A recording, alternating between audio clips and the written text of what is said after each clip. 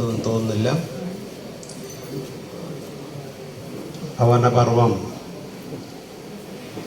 ആ വാക്ക് നമ്മുടെ മനസ്സിലുണ്ടാക്കുന്ന വല്ലാത്ത ഒരു ആവേശം എനിക്ക് മുമ്പ് സംസാരിച്ചവരെല്ലാവരും അത് രേഖപ്പെടുത്തിയത്. സമരോത്സുക യുക്തിവാദത്തിൻ്റെ ഏറ്റവും ശക്തനായ വക്താവായിരുന്ന ശ്രീ പവനൻ, അദ്ദേഹം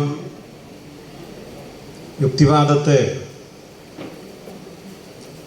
കേവലം ഒരു പ്രഭാഷണ വിഷയം എന്ന നിലയിലല്ല, മറിച്ച് നമ്മുടെയൊക്കെ ജീവിതത്തെ ക്രമപ്പെടുത്താനുള്ള ഏറ്റവും ശക്തമായ ആശയമായിട്ടാണ് കാണുവാനായിട്ട് ശ്രമിച്ചത്. നമ്മുടെ ജീവിതത്തെ ക്രമപ്പെടുത്തുക എന്ന് പറയുമ്പോൾ സ്വാഭാവികമായിട്ടും അത് നമ്മുടെ കുടുംബാന്തരീക്ഷത്തെ ക്രമപ്പെടുത്തുവാനുള്ള ആശയ സംഹിത കൂടിയാണ്.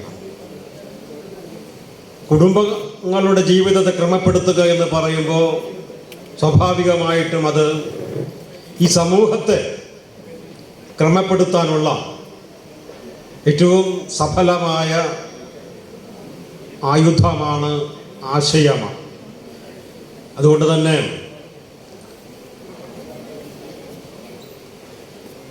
പവനനോട് നമുക്ക് ചെയ്യാനുള്ളത്, ആദരണീയനായ അദ്ദേഹത്തിൻ്റെ ആശയങ്ങളെ നിരന്തരമായി ജനങ്ങളിലേക്ക് എത്തിക്കുകയും ജനങ്ങളിലേക്ക് ആശയങ്ങൾ എത്തിക്കുക മാത്രമല്ല, അത് നമ്മുടെയൊക്കെ ജീവിതത്തിൽ പ്രാവർത്തികമാക്കി, അത് പ്രാവർത്തികമാക്കാൻ സാധ്യമാണ് എന്ന് ജനങ്ങളെ ബോധ്യപ്പെടുത്തുന്ന രീതിയിൽ ശാസ്ത്രീയമായ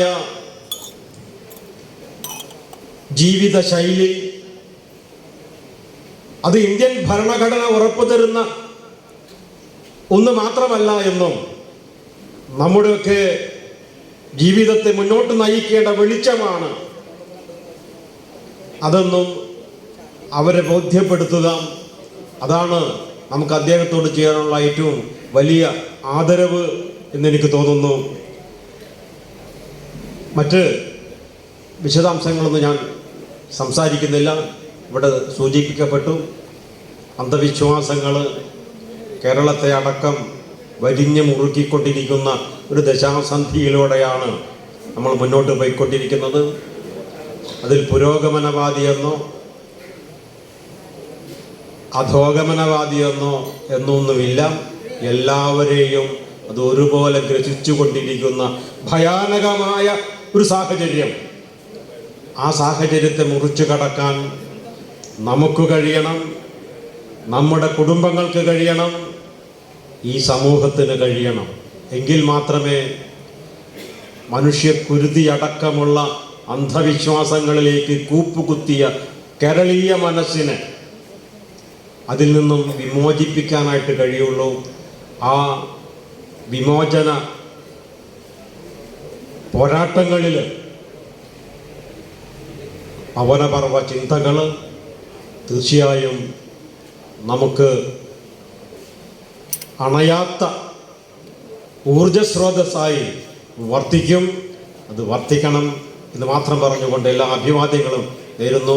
മതമില്ലാത്ത ജീവൻ എന്ന പുരസ്കാരത്തിന് അർഹത നേടിയ മുഴുവൻ വിദ്യാർത്ഥി സുഹൃത്തുക്കളെയും ഹാർദമായി അഭിവാദ്യം ചെയ്യുന്നു. ജീവിതത്തിലുടനീളം ഈ ശൈലി പുലർത്തുവാനായിട്ട് അവർക്കാകട്ടെ എന്ന് ആശംസിക്കുകയും ചെയ്യും. നന്ദി.